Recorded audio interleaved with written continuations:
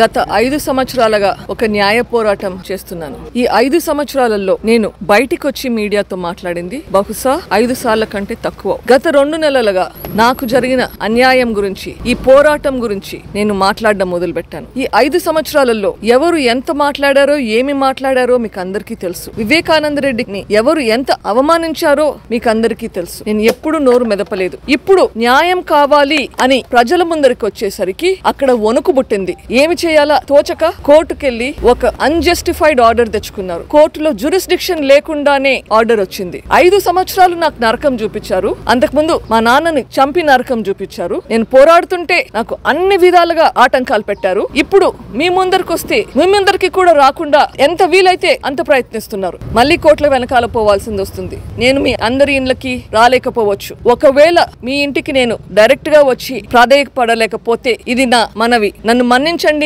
నేను మీకు ఇంటింటికి రాలేకపోతే దయచేసి ఇది నా పర్సనల్ రిక్వెస్ట్ గా ఆలకించి మా నాన్నకి జరిగిన అన్యాయంకి ఇప్పుడు నాకు జరిగే అన్యాయాన్ని గ్రహించి నిందితులకు ఓటు వేయకుండా వాళ్ళకి బుద్ధి చెప్పేలా వైఎస్ షర్మిలారెడ్డికి హస్తం గుర్తుకి ఓటు వేయమని ప్రాధేయపడుతున్నాను.